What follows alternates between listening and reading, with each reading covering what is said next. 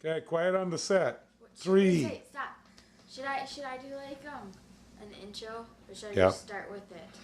I try an intro. Okay. Yeah. And speak up. Hold it. Can we turn the refrigerator off? Can I just practice for a minute? Just No, okay, I think we can start now. okay. Right? She's gonna do hers over again? Yep. Okay. Hold it just a second. Hey, you guys can't be talking. Okay. All right. Go ahead, Molly.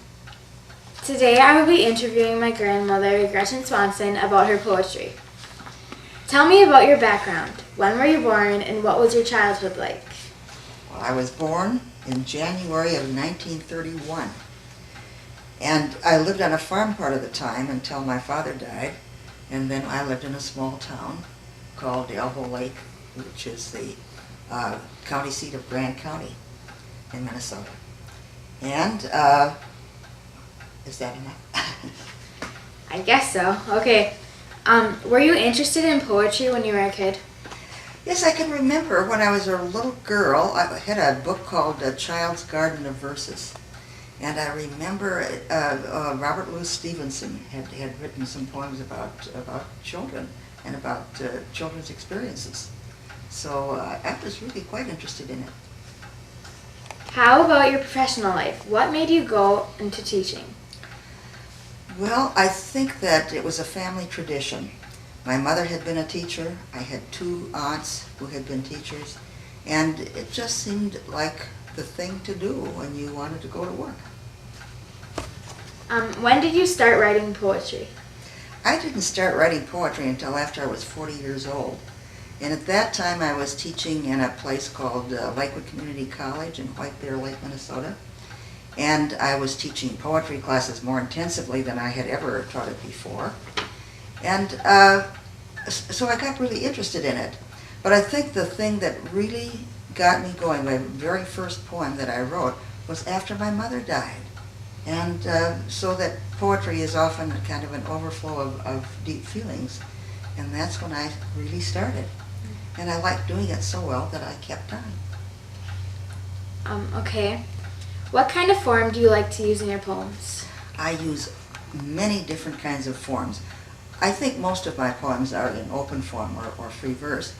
But I like to do a lot of experimenting. I have written sonnets.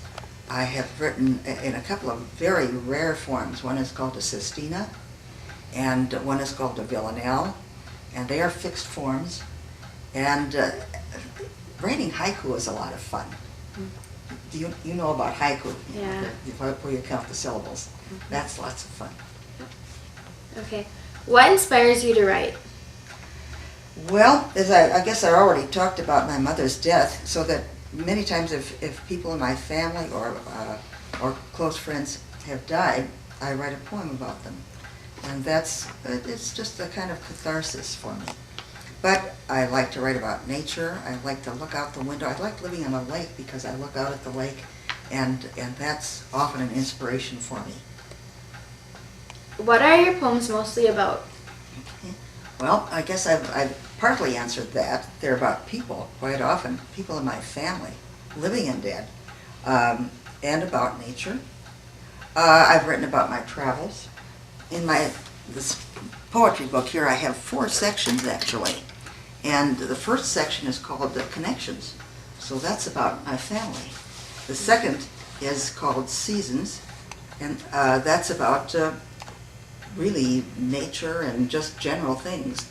I wanted to call it Seasons of the Mind, but because as I write about nature, I'm often writing about myself too and about my own feelings.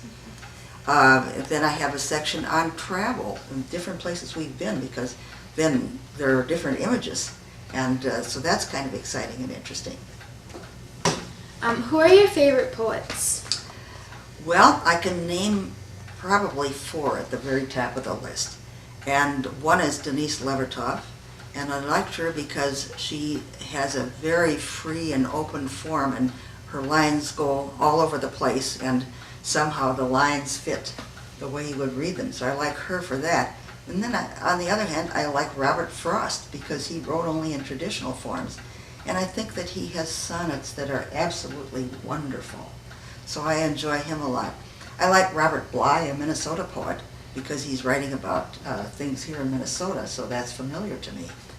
And so those are three of my favorites. One other that I'd like to mention is Elizabeth Bishop, because she too wrote in fixed forms. She wrote a villanelle and a sestina, and I thought, well, I'd like to try that, and so I did. What advice would you give for people who want to write poetry? I've got a poem that talks about that. May I read it? Yes. Okay.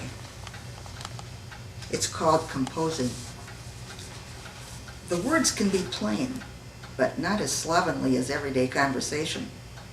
It's like building a rock garden, each stone at the correct angle in relationship to its neighbor. The soil must be rich and organic. Emulate the processes of the earthworm. Transform dead matter through your own sensibility. All must be in balance, just the proper height and bulk. Transplant and prune as necessary. Good job. Okay, I'd just like to say that my grandmother, I think she is a very good poet, and she inspires me a lot for my writing poetry. And that was our interview for today, so thank you. Goodbye.